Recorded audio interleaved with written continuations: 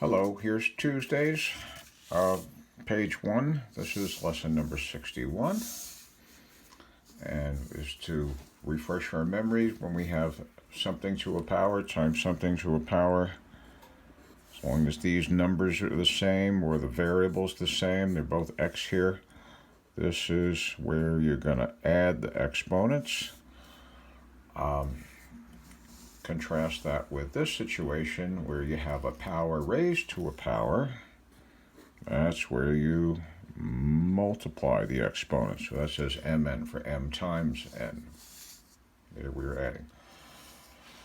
When we say something is a factor, when we use the word factor as a noun, the definition in the book is something like this: a number or a quantity that when multiplied with another produces a given number or wow, that's a lot of words. But here's all it really means. 3 is a factor of 12 because we can take 12 and rewrite it as 3 times 4. And I'll add this. See, like 5 is not a factor of 12 because you can't rewrite 12 as 5 times some other whole number. In this sense of factors, we mean whole numbers. X squared is a factor of x to the 9th power because we could take x to the 9th power and rewrite it as x squared times x to the 7th. And 2x is a factor of this expression, 6x squared plus 10x, because we can rewrite 6x squared plus 10x as 2x times this parentheses. If you multiply this out, you're going to get 6x squared plus 10x. So when we use the word factor as talking about a thing, we mean part of breaking down something that's breaking down 12 into 3 times something, breaking down x to the 9th as x squared times something. To factor something means to break it down, to rewrite it. It's a process of rewriting a number or a quantity, it could be an algebraic quantity, as a product of 2 or more factors. So, for instance, we're doing the thing called factoring to the number 12 when we rewrite it as 3 times 4.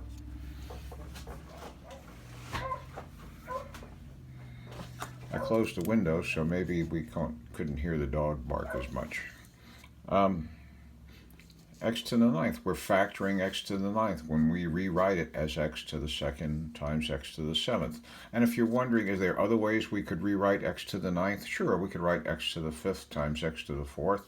Are there other ways to factor 12? Yeah, we could have wrote 2 times 6, right?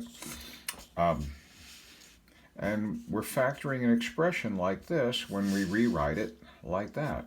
So what we need to do first is learn how to find common factors, and for numbers we want the greatest common factor. So for instance, what's the greatest common factor? What's the biggest number that goes evenly into 12 and also goes into 22? And I would say 2. 2 goes into 12, 2 goes into 22. Nothing larger than 2 will do that. And the way we can check to make sure this is the greatest common factor, one way to check it is, if you do 12 divided by 2, you get 6. If you do 22 divided by 2, you get 11. So we did see that 2 goes into both. Now, if there was something bigger than 2 that goes into both, these would have some common factor. These have no common factor except for a 1, and 1 doesn't change anything, so we don't, 1 is considered not important here. Let's pretend that the greatest common factor is 4. Is it really? Well, 16 divided by 4 is 4. 24 divided by 4 is 6. So it goes evenly into both. Do these have a common factor? Is there something that goes into 4 and also goes into 6? Yes, 2 does.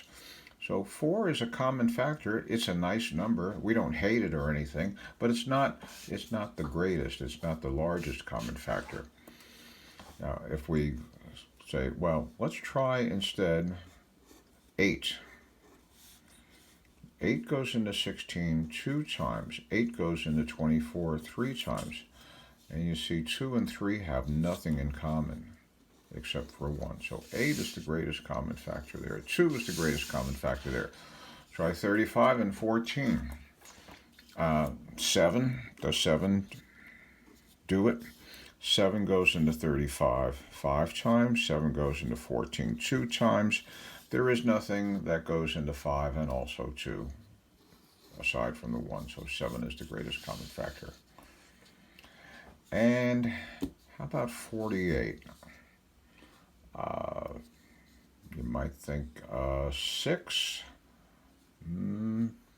Let's try, well, all right, I said 6, so let's try 6. 6 goes into 48 8 times. 6 goes into 60 10 times.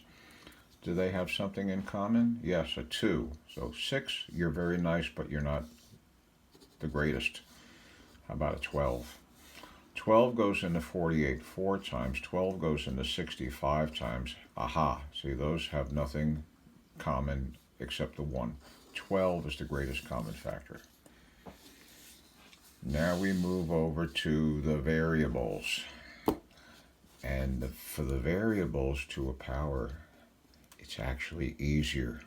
Just pick the smaller power. The x to the 4th goes into x to the 4th once. X to the 4th divided by x to the 4th is 1. X to the 6th divided by x to the 4th is x squared. Because remember, if we say that division statement, rewrite it as a fraction, what do we do here? We subtract the exponents, we get x squared. What do we do with x to the 4th over x to the 4th? Maybe you could just say, oh, that's same number top and bottom, so of course it's equal to 1. But if we subtract the exponents, we get x to the 0. Remember, anything to the 0 power equals 1. Okay, so for a pair of variables to a power, just pick the smaller power. That's the GCF. Now, if we combine those ideas of the number GCF together with the variable GCF, well, let's see what we come up with. What's the largest number that goes into 12 and 18? It's 6. And 12 divided by 6 is 2. 18 divided by 6 is 3. So we can see that works. And for the variable part, we'll use just an x to the 1st and a y to the 2nd. That is the GCF for those two terms. That's the largest number that goes into 12 and also 18. And for the variable x, we pick the smaller power. For the variable y, we pick the smaller power. Oh, and another thing I might say here is if we made a pair of fractions, 12 x to the 3rd, y to the 5th, over what we're saying is the GCF, and then did this over that also, that they would both reduce into non-fractions. Okay? Whereas if this wasn't the largest common factor, then they would reduce, but they wouldn't, they would still be fractions. There'd still be a denominator. Oh, what goes into 30 and 16? 2. So you divide that by 2, you get 15. Divide that by 2, you get 8. Nothing in common. For the variables, smaller power of x. And for the y's, smaller power of y. It's that simple. And how about this one? 7 and 35, it's going to be 7. And for the x term, it's going to be x to the 5. For the y term, y to the 1st. And for the z, z to the 1st. 7x to the 5th, yz. How about if we have 3 terms? Same idea, just a little more work. 20 and 15 and 45, I believe 5 is the best we can do. Divide that by 5, divide that by 5, divide that by 5. See, and there's nothing that goes into all 3 of these, 4, 3, and 9. 3 and 9 have a 3 in common, but it doesn't work for the 4, so it doesn't matter because we're looking for the GCF across all 3 terms. And then for the variables, x to the 3rd, x to the 2nd, x to the 8th. The smallest is x to the 2nd. And y to the 4th, y to the 9th, y to the 3rd. So the smallest is y to the 3rd. And you got a w to the 3rd, and there is no w there.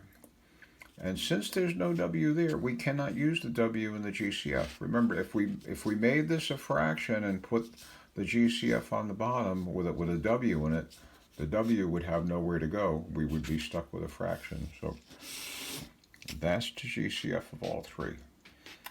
That's the end of page 1.